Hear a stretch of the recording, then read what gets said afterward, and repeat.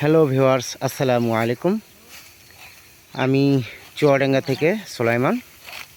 কাছে দূরে যে যেখানে আছেন সবাইকে শুভেচ্ছা অভিনন্দন। আজ 23শে বৈশাখ, 7 জিলকদ এবং 6 মে।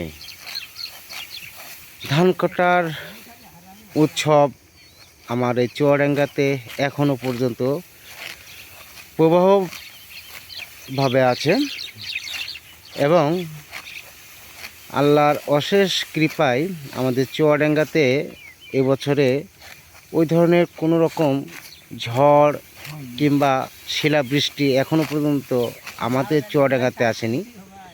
তাছাড়া আমাদের চুয়াডাঙ্গাতে এবছরে এই বড় মৌসুমে যে ধান বাম্পার ফলন বলতে গেলেই চলে। আসলে চাষি কৃষক সবাই খুশি, আল্লাহ তাআলার নিকট তারা শুকরিয়া আদায় করছেন। সেই সাথে আমরা এখন চলে যাব আমাদের এই মাঠে। আজকে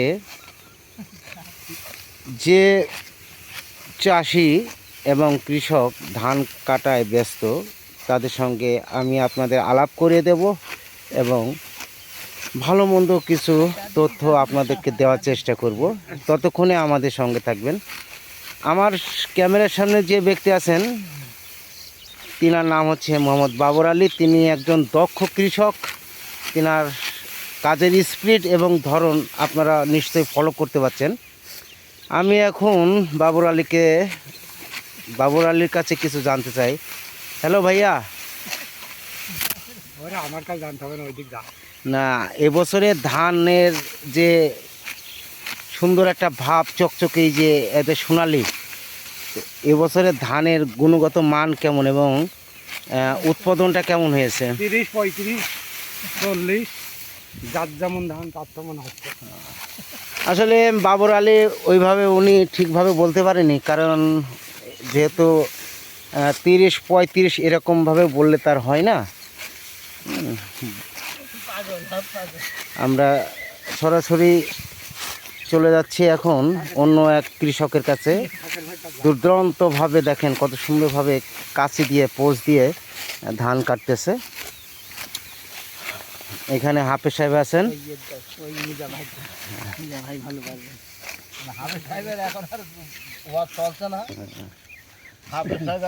আমরা এখন চলে এসেছি আমাদের এই অত্র এলাকার অন্যতম একজন কৃষক, যার চুল দাড়ি গোপ মোষ এবং চোখের যে ভুরু সেটাও সাদা হোয়াইট কালার।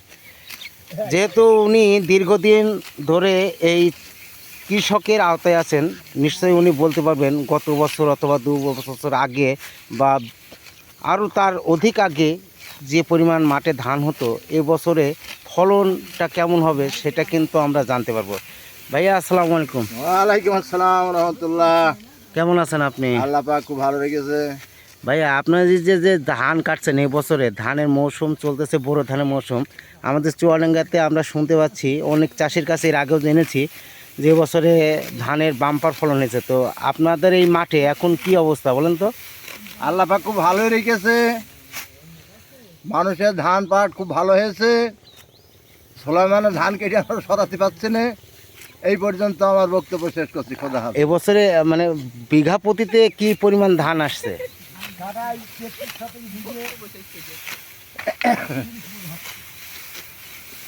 30-32 এমন নাকি? জি জি জি। আমরা কিন্তু এখন চলে যাব ওই এখানে যারা আছে তাদের সর্দার, অর্থাৎ এই ভুঁইয়ের ওই মাথাতে তিনি ধান কাটতেছেন। এখন সরাসরি আমরা সর্দারের নিকট যাব, ততক্ষণে আমাদের সঙ্গে থাকবে। আমরা সেই কাঙ্ক্ষিত আমাদের এই যে মাঠ, এই মাঠের যিনি, যার মাধ্যমে মাঠের চাষিরা ধান গম ভুট্টা এগুলো কেটে থাকে, ওই সেই সার অথবা আপনারা সর্দার বললেও ভুল হবে না। আমরা এখন সর্দারের নিকট হাজির। সর্দারের মুখ থেকে আমরা জানবো যে এবছরে ধানের ফলন সম্পর্কে কি অবস্থা। সর্দার আসসালামু আলাইকুম। ওয়ালাইকুম আসসালাম। সর্দার, আপনারা যে ধান কাটছেন, এবছরে ধানের কি অবস্থা বলেন তো? ধান 30, 35, 32 এরম যাচ্ছে।